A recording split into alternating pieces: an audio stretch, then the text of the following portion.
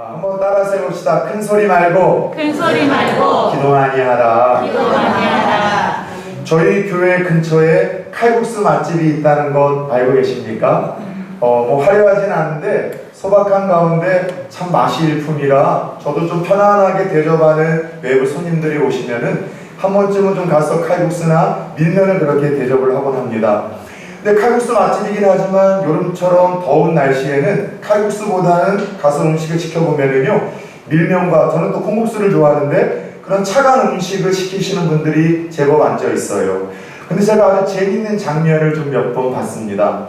그 칼국수집에서 차가운 콩국수와 밀면을 시켜놓고서 크게 한 젓갈을 드시면서 후 웃으시다가 본인은 뭔가 이상한 걸 느꼈는지 웃으시면서 드시는 분들이 있더라고요. 여러분 아시겠죠? 그 차가운 밀면과 콩국수에 젓가락을 찔러 들어 올리며 후 부는 여러분 그 행위는요, 뜨거운 칼국수를 먹던 그 습관이 알게 모르게 그냥 자연스럽게 나왔던 거예요. 사람이라는 게, 이 습관이라는 게 참 무서운 것 같습니다. 예전에 한 알바생이 처음으로 곱창집에서 알바를 하다가 자기가 잘리게 된 실수담을 SNS에 올린 거를 보고서 그럴 수도 있겠다 싶어서 제가 빵 하고 한번 터졌어요. 이 친구가 평생 곱게 자라서 알바라는 것은 한 번도 해보지 못하다가 첫 번째 방학을 맞이해서 시작한 알바가 곱창집에서 곱창 구워주고 잘라서 손님에게 대접하는 알바였다고 합니다. 근데 한참 이렇게 곱창을 구워주다가 잘라서 자꾸 자기도 모르게 먼저 곱창을 자기 입으로 먼저 들여서 먹게 되더라고요. 이게 왜 그랬겠습니까? 집에서 항상 이렇게 편하게 고기를 구우면서 자기가 먼저 자기가 먹던 그 습관이 손님 그 곱창을 구워주고 잘라주면서도 그대로 일어난 거예요. 제가 그 이야기를 들으면서 맞다. 한번 들이게 되면, 갖게 되면 죽을 때까지 쉽게 내려놓을 수 없고 끊을 수 없는 것이 바로 습관이 아니겠는가 싶은 생각을 가진 거예요. 그런 의미에서 성도들은요, 좋은 습관 살리고 우리가 다른 사람들에게 인정받고 유익을 줄 수 있는 좋은 습관이 필요한데, 여러분에게는 어떤 습관이 좀 있습니까? 뭐 긍정적인 차원에서의 습관도 있을 테고 부정적인 차원에서의 습관도 있을 텐데, 여러분들에게 좀 어떤 습관이 좀 있는가 한번 조용히 되돌아보셨으면 좋겠어요. 아무쪼록 또 날씨도 선선해지는 가운데 여러분이 또 갖기를 원하는 습관 중에 최고의 습관이 있다면 하나님과 가까워질 수 있는 경건의 습관이라 할 수 있는데, 그 습관이 이 차가운 찬바람이 부는 가을에 저와 여러분들에게 드려질 수 있기를 예수 그리스도의 이름으로 축원합니다. 그런 의미에서 여러분 그거 아세요? 예수님께서도 그 마지막 죽음 직전까지도 내려놓을 수 없었던 그분만의 습관이 있었다는 사실. 예수님께서도 마지막까지 내려놓지 못하고 죽으실 때까지 버리지 못했던 습관 하나가 있었었는데, 따라서 해봅시다. 기도의 습관. 예. 성경을 보면 예수님께서 습관을 따라 감람산에 올라가 기도로서 충분히 하나님과의 교제를 하신 후에 제자들도 부르시고, 기도로서 또 능력도 또 받으시고, 왕으로 삼으시려고 하는 그 백성들의 인기와 또 영예 속에서도 유혹에 빠지지 않으려고 또 기도했었던 그 여러 이야기들을 앞서 말씀에서 우리는 쉽게 또 접해보고 또 우리는 여러분 들어왔습니다. 그런 의미에서 오늘 함께 읽었던 이 본문도 주님께서 가지신 그 습관을 따라 마지막으로 제자들과 함께 기도하시기 위하여 감람산에 올라간 이야기, 오늘 이 이야기가 본문의 내용이에요. 자, 지난주 말씀 기억하십니까? 예수님에게는 마지막 소박한 꿈이 하나 있으셨죠? 그분이 돌아가시기 직전에 제자들과 함께 마지막 유월절 만찬을 나누는 것이었었고, 친히 준비하시어 그렇게 만찬의 시간을 가지셨습니다. 그리고 이렇게 만찬이 끝난 후에 주님은요, 끝으로 제자들과 함께 찬양을 하며 습관을 따라 감람산으로 올라가셨죠. 산에 오르시던 주님이 그를 따르던 제자들에게 지난주와 같이 또 뜬금없는 충격 선언을 하십니다. 어떤 폭탄 선언을 하시는가? 지난주 말씀 기억나세요? 만찬의 자리에서 예수님께서 너희들 중에 하나가 나를 팔 거라는 이 폭탄 선언을 하셔서 분위기를 싸하게 만들었지 않았습니까? 근데 오늘 이 만찬이 끝난 가운데 기도하러 산에 올라가시면 또 다른 폭탄 선언을 하나 던지시는데, 그 선언이 무엇이냐? 11절 보세요. 얘들아, 오늘 밤 너희가 다 나를 버릴 거야. 앞서 지난주에는 만찬에 대해서는 한 명이 자신을 버리고 배신할 거라는 이야기를 들려주셨는데 그것도 충격이었는데 예수님과 함께 기도의 동산에 오른 제자들에게 야 오늘 밤 너희들이 다 나를 버리고 그렇게 도망치는 일들이 있을 거라는 그런 이야기를 하신 거예요. 제자들이 웅성웅성하는 가운데 평소 나서기 좋아하던 제자 누구죠? 베드로가 나서기 시작을 합니다. 33절이에요. 베드로가 대답하여 이르되 모두 주를 버릴지라도 주님 나는 결코 주님을 버리지 않겠나이다. 나는 절대로 주님 버리지 않겠습니다. 제자들이 혹시 그럴 수 있을지 모르겠지만 주님 걱정하지 마십시오. 다는 아닙니다. 나는 안 그럴 겁니다. 호언장담하면서 약속을 하는 거예요. 여러분 우리는 이 사건의 결말을 다 알고 있죠. 베드로의 호언장담과는 달리 그날 밤 자정이 넘기도 전에 다 불기 전에 베드로가 몇 번을 주님을 부인하고 배신을 합니까? 3번이나. 그것도 그냥 부인 정도가 아니라 한 번은 저주까지 할 만큼 자기 살겠다고 스승을 버리는 아주 비겁한 베드로의 이야기를 우리는 다 알고 있어요. 하나만 물어봅시다. 그렇다면 베드로가 주님의 폭탄 선언에 보였던 이 반응, 주님 걱정하지 마십시오. 절대 다는 아닐 겁니다. 다른 제자들은 그럴지라도 나만큼은 주님 곁에 있을지니 절대로 버리지 않을지니 걱정하지 말라는 호언장담, 그게 베드로의 진심이었을까요? 허풍이었을까요? 여러분 생각은 어떻습니까?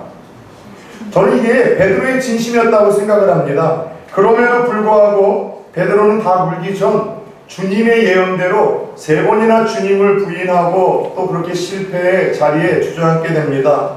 이거를 통해서 깨닫게 되는 것 하나가 있어요. 우리의 신앙생활이라는 것은 열정과 큰 소리로만 따를 수 없는 것, 이게 신앙생활이고 십자가의 길이고 제자의 길이라는 것을 오늘 이 사건을 통해서 우리에게 던져주는 것 아니겠습니까? 여러분 예수님 따르는 길은요, 제자의 길은요, 십자가의 길은요, 연약한 우리가 생각하죠. 그것이 쉽지 않고 만만치 않다는 것. 그런데 우리가 생각하는 것 그 이상으로 주님을 따르는 십자가의 길은 시험과 유혹이 많은 험난한 길입니다.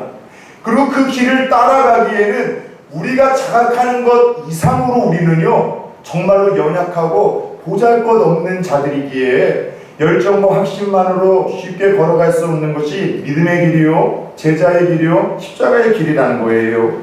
그래서였을까요? 예수님께서는 십자가를 지시기 전에 마지막으로 그런 제자들과 함께 기도하기를 원하셨고 마지막으로 그 제자들에게 평소 그분이 보여주신 대로 습관을 따라 기도를 가르쳐 주기를 원하셨던 것입니다. 왜요? 그 기도의 마지막의 시간을 통해서 예수님 자신은 고통스러운 십자가를 지시기 위한 마음의 준비가 필요하셨고 그 십자가를 지시기 위해 아버지 하나님의 은혜와 도움이 필요하셨기에 기도의 시간을 주님께서 만드셨고 더 나아가 제자들 입장에서는 앞으로 제자들 자신에게 주어질 그 시험과 반란 앞에서 그 제자들이 기도로 준비하고 기도로 그 제자들이 시험과 환난과 고난을 이겼으면 좋겠다라는 그 스승의 마지막 간절함이 그와 같이 마지막 시간에 함께 기도의 산에 올랐었던 것으로 드러났던 것이죠. 오늘 본문의 이야기를 통해서 한 3가지를 크게 한번 살펴보려고 해요. 그렇게 제자들과 함께 기도의 동산에 오르셨던 주님의 마음이 어떠하셨는지, 또 그리고 주님께서는 이 기도에 어떤 유익과 축복이 있기에 마지막 그 떠나기 전까지도 기도의 교육과 훈련을 시켜주길 원하셨는지, 그리고 기도는 우리가 언제 어떻게 해야 되는지에 대한 이야기를 한번 좀 우리가 들여다보려고 합니다. 자, 먼저 살펴보고 싶은 것은 오늘 제자들과 함께 기도의 자리에 나가던 주님의 마음이 어떠셨냐는 것이죠. 아마도 평상시 그 감람산에 오르던 주님의 마음, 그 마음은요 오늘 제자들과 함께 마지막으로 오르는 그 마음 정말 다른 마음이었던 것 같아요. 오늘 본문 37절, 38절의 말씀입니다. 베드로와 세베대의 2 아들을 데리고 가실새 고민하고 슬퍼하사 이에 말씀하시되 내 마음이 매우 고민하여 죽게 되었으니 너희는 여기 머물러 나와 함께 깨어있으라 하시고, 따라 세웁시다. 고민하고 슬퍼하사. 지금 이 단어는 그동안 봐왔었던 예수님과 어울리지 않는 단어 같지 않습니까? 예수님과는 어울리지 않는 감정 같아요. 예수님이 십자가를 지시기 전 제자들과 함께 기도의 동산에 오르실 때 마음이 어땠다고요? 고민하시고 슬퍼하셨대요. 그리고 이 말씀을 다음 구절 38절에서는 죽게 되었다라고 이야기할 만큼 그 슬픔과 고민이 얼마나 크고 깊었는지 그 죽을 만큼 고통스럽고 슬펐다라고 기록을 해놓고 있습니다.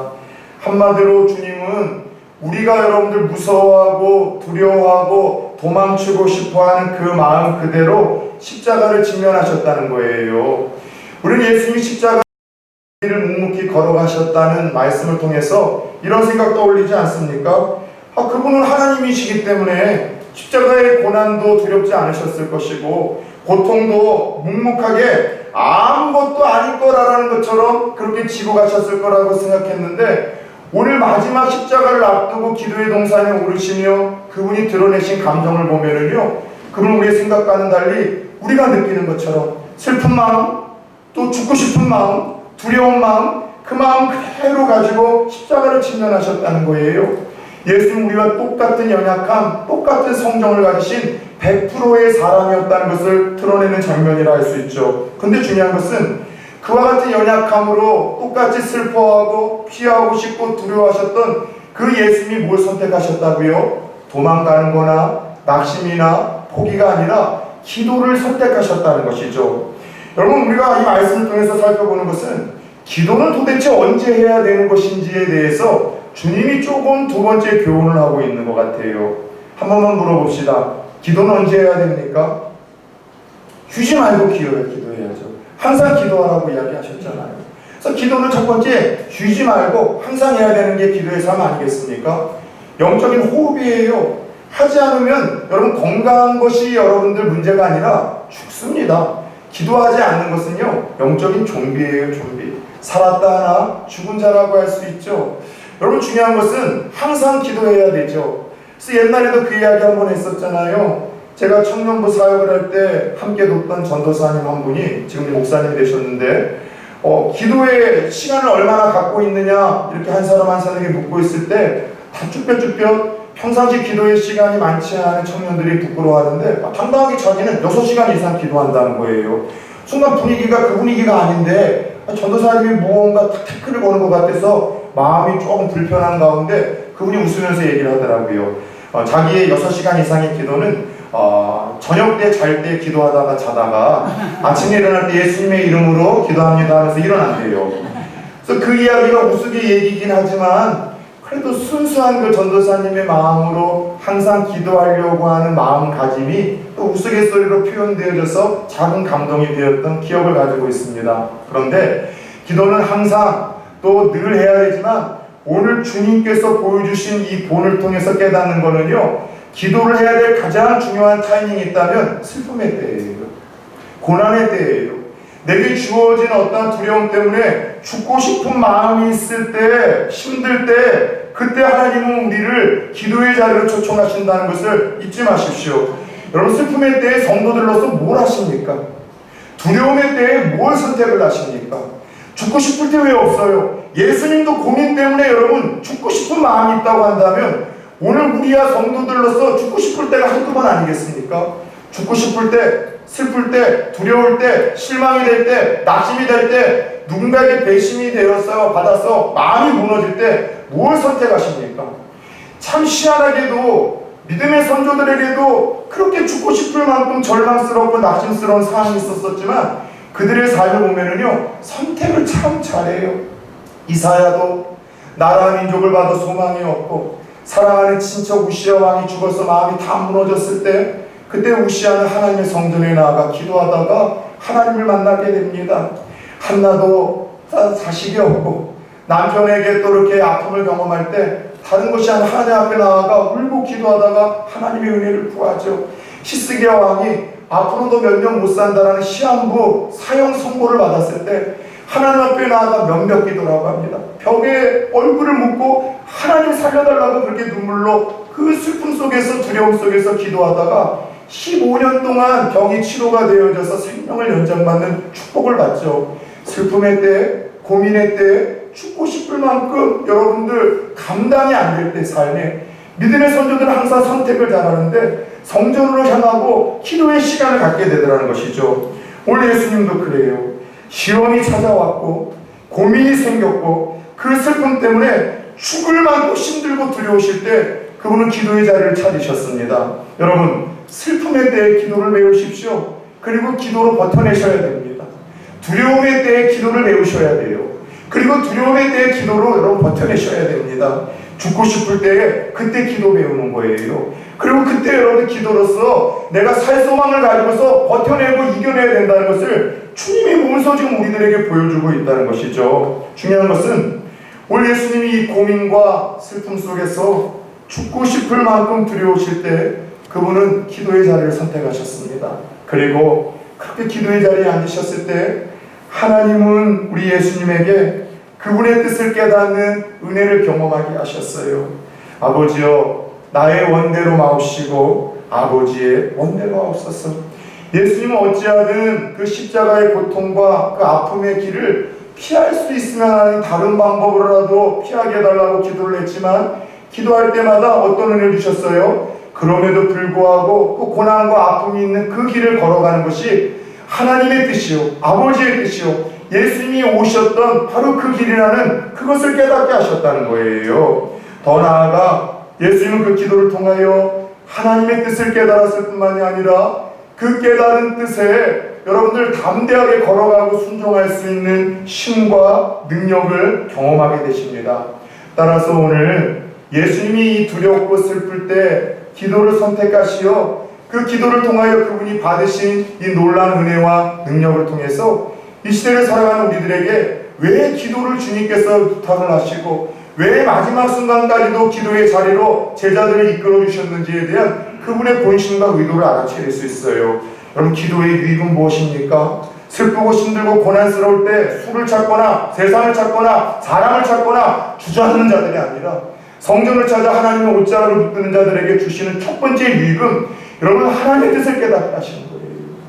그것이 고난이든 역경이든 내가 이해할 수 있는 환경이든 그 속에서 원망과 불평으로 대처하던 나의 마음에 하나님이 그와 같은 환경과 상황을 허락하신 그 뜻을 깨닫게 하시는 것, 이것이 슬픔과 두려움과 죽고 싶은 고난 속에서도 기도의 자리를 찾는 이들에게 하나님 주시는 은혜라는 것이죠. 기도하면은요, 상황이 바뀌든가 그 상황을 분별할 수 있는 내가 바뀌든가 그런 은혜가 있다는 것이죠.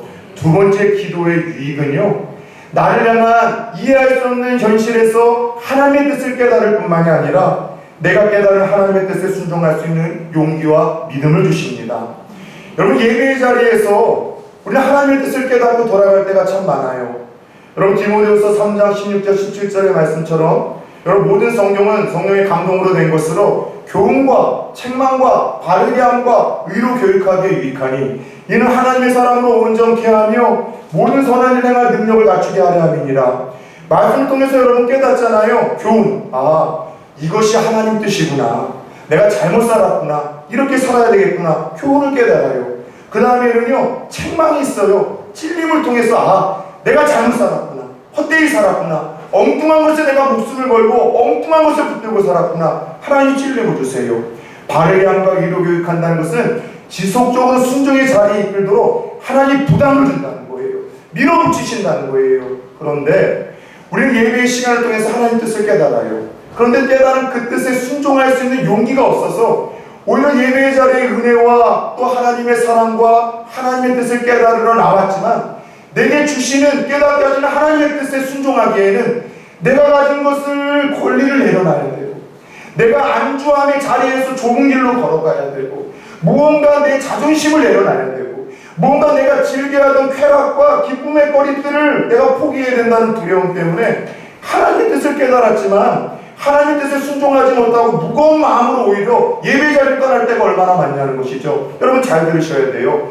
기도의 자리를 통해서도 하나님 무언가를 깨닫게 해주세요. 나에게 뭘 원하시는지, 내가 어떻게 축복을 받을 수 있는지, 내가 어떻게 믿음이 성숙하고 성장하고 하나님의 뜻을 이룰 수 있는지. 그런데 거기서 끝나면 안 돼요.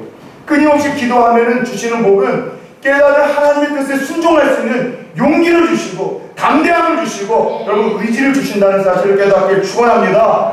오늘 예수는 계속된 기도를 통하여 하나님의 뜻과 자신의 뜻이 다르다는 것, 하나님의 뜻을 깨달았어요. 자신은 피해가고 싶었지만 아버지의 뜻은 그 길을 정면으로 돌파하라는 하나님의 뜻을 깨달았고, 두려웠지만 또 기도하시고 또 기도하시는 가운데 깨달은 그 뜻에 담대하게 순종할 수 있는 용기와 믿음을 기도의 자리에서 하나님과 담판을 지으면서 그분이 얻고 경험했냐는 것 아니냐는 것이죠. 예레미야 33장 3절 말씀하잖아요. 너는 내게 부르짖으라. 그러면 내가 알지 못하는 크고 은밀한 일들을 보이리라. 기도하면은요, 우리가 봐야 될 것들을 하나님이 보여주시고, 알아야 될 것들을 알게 하시고, 깨달아야 될 것들을 깨닫게 하신 은혜가 예수님이 기도의 자리에서 경험하셨던 것처럼 기도하는 우리들에게도 주어진다는 사실을 가슴에 새기기를 축원합니다.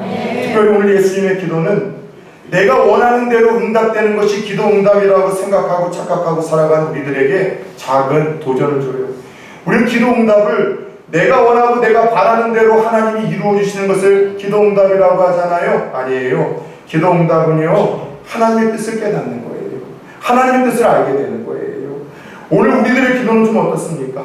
하나님의 뜻을 깨닫고 여러분들 구하는 기도입니까? 아니면 늘 기도한다고 하며 나의 뜻을 강요하고 나의 필요를 태워달라고 떼쓰는 기도입니까?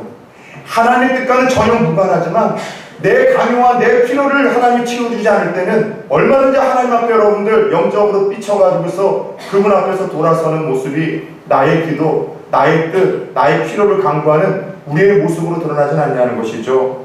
중요한 것은 오늘 예수님은 고민과 슬픔, 그 두려움 때문에 죽고 싶은 그 심정에서 기도를 선택하셨고 기도의 자리에 오르셨고, 그리고 그 지속적이며 계속된 그 영적인 싸움을 통해서 하나님의 뜻을 깨닫고 깨달은 그 뜻에 두렵지만 담대히 걸어갈 수 있는 그 힘과 용기를 기도를 통해서 얻어내셨습니다. 그러나 제자들은 좀 어땠습니까? 그와 같이 제자들도 같은 은혜를 경험하기를 원하여 마지막으로 산에 함께 오르셨는데 죽을지언정 주를 버리지 않겠다는 베드로를 비롯하여 모든 제자들이 다 깊은 잠에 빠져버렸어요. 예수님께서는 안타까워하시면서 얘들아, 내 마음이 죽을 것 같고 너무나 고통스러운데 내 옆에 있어 줄래? 함께 기도해 줄래? 여러분, 누군가가 함께 기도해 주면은요, 힘을 얻게 되고 시너지를 얻게 되더라고요. 그 이전 교회에서 항상 다혜 목사님께서 부목사 2명을 데리고서 부흥회를 함께 하셨어요. 뭐 유명하다는 목사님들 다 모시고 왔는데 늘 조금 항상 이렇게 아쉬움이 있으셔서 아예 목사님과 목사님이 지목해 주시는 이 부목사님 한 2분 중에 말씀에 좀 은혜가 평소 있는 분들, 그렇게 해서 함께 이제 강사로 하게 되면은 반드시 제주도에 가서 3일 금식 기도를 시키십니다. 반드시. 그래서 저는 제주도에 대한 이미지가 별로 안 좋아요. 배고프고 춥고 불만 따다가 왔던 생각이 나요.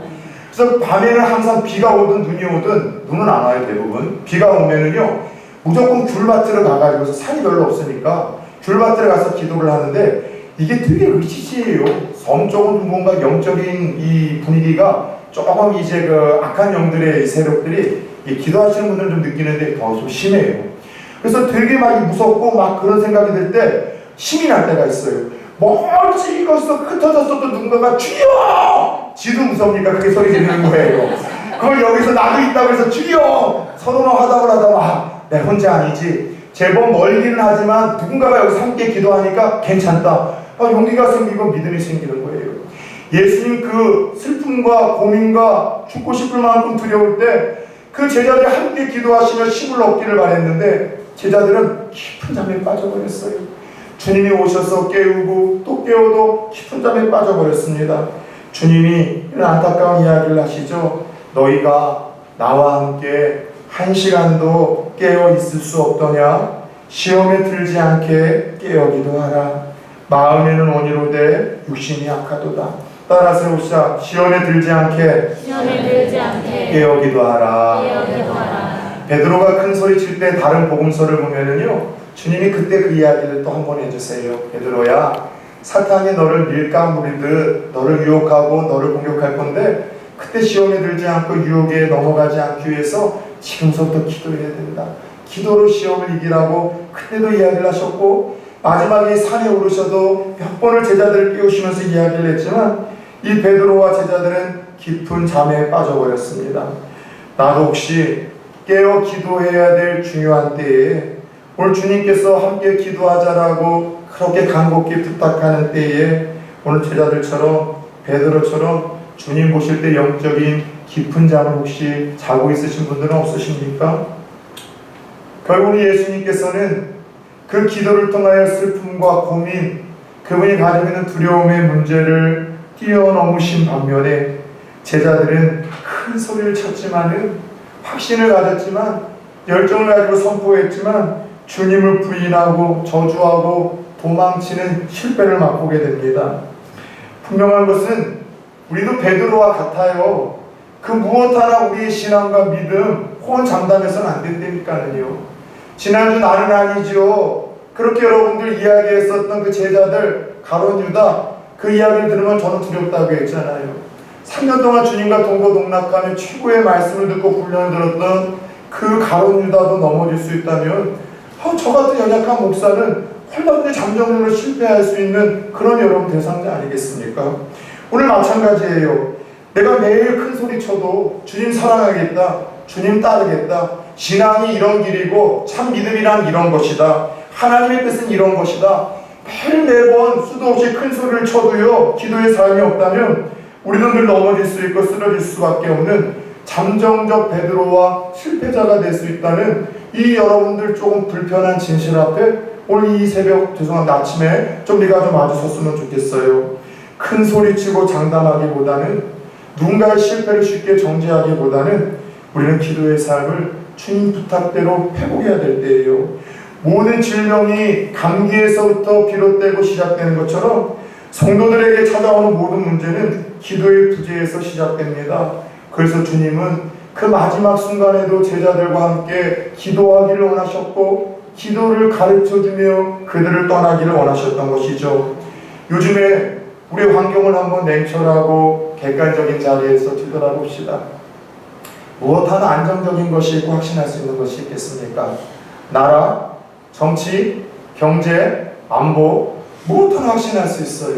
가보지 않은 길들을 걸어가면서 지금 무언가 우리는 조금 두렵고 불안한 여러분들 전국을 맡고 있는 것만큼은 분명합니다.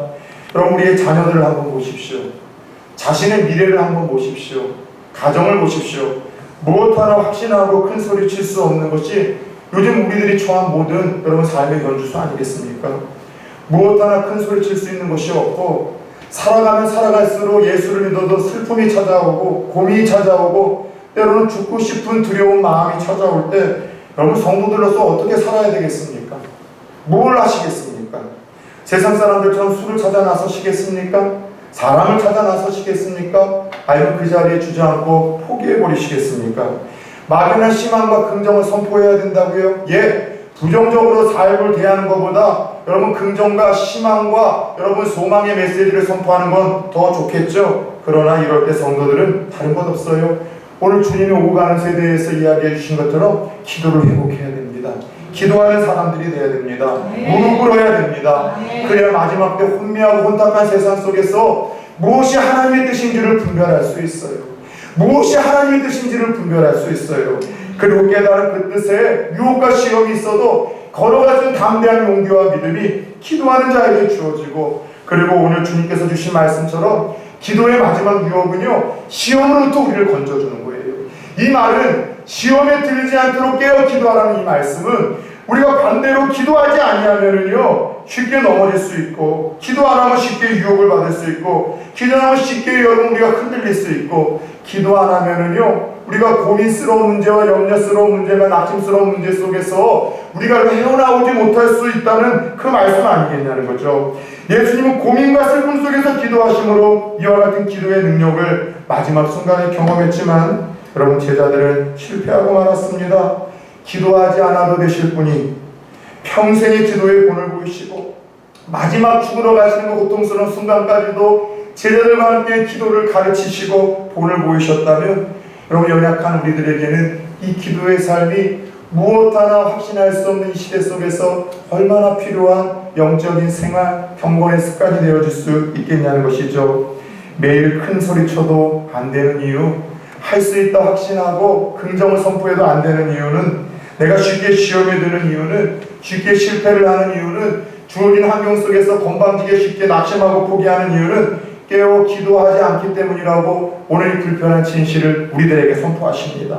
시험에서 승리하는 비결, 유혹에서 벗어나는 비결, 고난과 역경과 낙심스러운 상황이 있지만 거기서 하나님의 뜻을 깨닫고 다시 일어날 수 있는 힘, 성장과 변화의 비결은 오직 깨어서 기도하는 것뿐이라고 가르치고 있는 것이죠. 여러분, 목회자로서 영적 아비로서 권면합니다. 매일 큰 소리 치지 마십시오. 할 수 있다, 잘 될 것이다, 내가 잘 자녀들 키울 수 있고 내 사업, 내 건강 책임질 수 있을 것이다, 무엇 하나 어려울 것이 없다, 큰 소리만 치지 마십시오. 결단만 하지 마세요. 하나님의 뜻 운운하며 하나님이 내게 말씀하셨다, 감동주셨다, 이런 소리 제발 하지 마세요. 매일 다짐만 하지 마십시오. 오히려 많이 기도하십시오. 새벽에 나오세요. 수요 기도에 나오세요.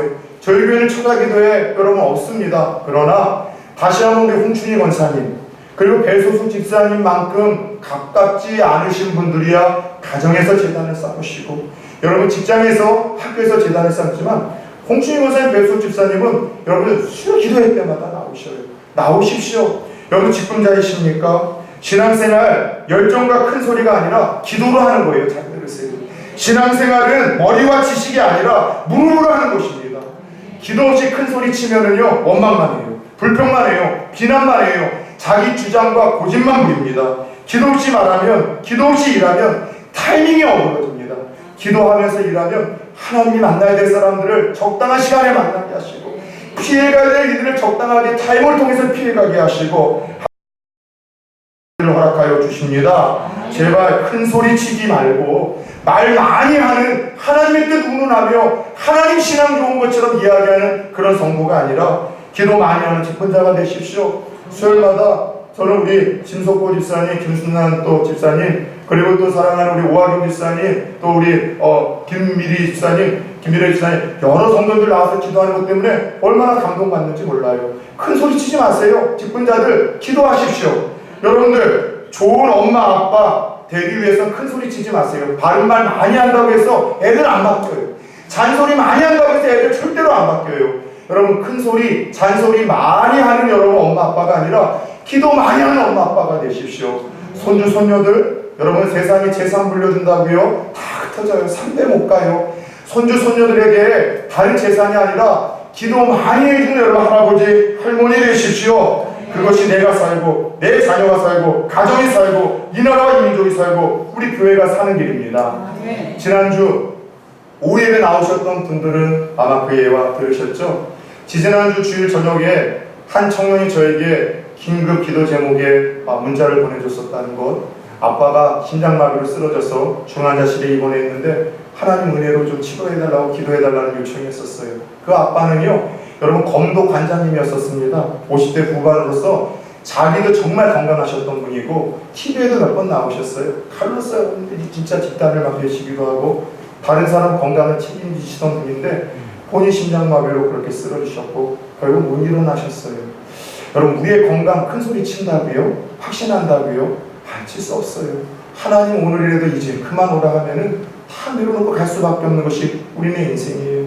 이렇게 기도했는데 하나님의 뜻과는 달리 상황은 더 악화되었고 토요일날 12시가 좀 넘어서 1시쯤에 문자가 왔어요. 목사님 이제는 아빠 보내드려야 될 것 같아요. 소망이 없다는 거예요. 그리고 아침에 청년들을 데리러 차를 타고 이제 남산을 넘어가면서 이른 아침에 딸한테 전화를 했더니 임종 직전에 목사님도 와 계시고 가족들 다 와 계셔서 마지막 아빠 보내드리는 거 가운데 제가 짧게 위로하고 격려하고 전화를 끊고 마음이 너무 힘들었어요. 진짜 믿음이 참 좋으셨던 집사님으로 제가 기억을 하거든요. 그나스에서 불편한 마음 가운데 장래에 대한 이제 공고를 제가 받게 되었고 멀어서 가지는 못하고 기도만 했는데 월요일날 장례가 끝났는데 저녁 때 이 딸이 먼저 전화를 했어요. 근데 목소리가 되게 밝은 거예요. 목사님 저희 아빠 예수 붙들고 다시 하나님 나라에 간 것 같아서 참 감사해요. 그래서 하는 얘기가 아빠가 그동안 목사님 가고 나서는 또 교회를 안 나오셨대요. 그래서 하나님께서 여러 사인을 주셨는데도 끝까지 안 나오셨는데 불안했는데 결국 그 지경이 됐는데 어쨌든 그 가운데도 아빠가 예수 손 붙들고 하나님 나라 같은 확신 가운데 또 하나님께서 그런 고난과 역경을 왜 주셨는지 몰랐는데 진짜 기도 많이 하는 딸이거든요.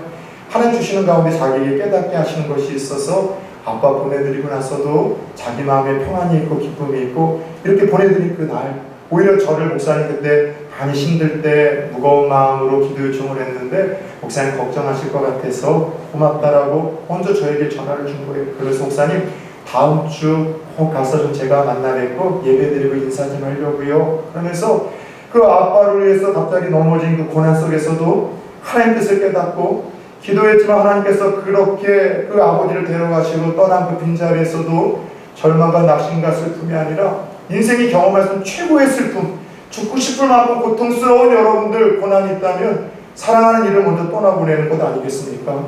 그 상황 속에서도 하나님의 뜻을 깨닫고 하나님의 섭리하심이 있다는 확신을 가지고 찬양하고 감사하고 오히려 기도해주던 목사를 위로하는 오히려 이 딸을 보면서 아하, 기도하는 자에게 주시는 그 은혜와 복, 예수님 마지막 순간에 이거를 위해서 그분이 기도의 자리를 나가셨고 제자들과 함께하기를 원하셨구나라는 걸 느끼게 되었습니다. 사랑하는 성도님들, 오늘 제 말씀을 통해서 누가 은혜를 받을지 또 어떤 분이 그냥 교훈만 가지고 하나님 뜻만 깨닫고 불편한 마음으로 가게 되실지 아니면 깨닫는 그 뜻을 가지고 정말 순종의 자리에 나아가 다시 한번 치료하시고 회복시키시고 뜻을 깨닫고 순종의 길로 걸어가게 하시고 시험의 자리에서 일어나게 하시고 마침내 복을 주시는 하나님 은혜의 주인공이 될지는 모르겠습니다. 지난 금요일날 여름에 제가 집회를 인도했던 대신동교회 청년들이 몇 찾아왔어요. 말씀만 전하고 기도에 인도하고 급히 오는 가운데 저하고 좀 교제를 하고 싶었는데 교제를 하지 못해서 아쉬워해서 와서 밥을 먹으면서 들려주는 얘기 가운데 그 집회 후에 하나님께서 몇몇 청년들의 삶을 변화시키고 그들의 삶을 하나님께서 새롭게 이끌어 가시는 이야기를 저한테 들려주면서 제가 그랬어요. 항상 모든 은혜의 자리에 하나님 예비하신 주인공이 있다. 너희들이 그 주인공이 되었으면 앞으로도 좋겠다.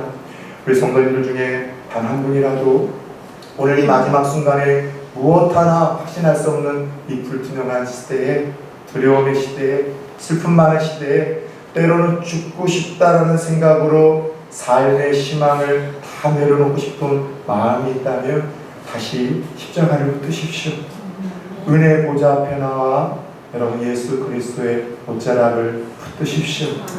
마지막으로 죽기까지 가르치셨던 주님 그 기도를 통해 주고자 하시는 은혜와 능력이 오늘 우리 가운데에도 예비하신 성도님들의 삶에 넘치기를 예수의 이름으로 축원합니다. 주신 말씀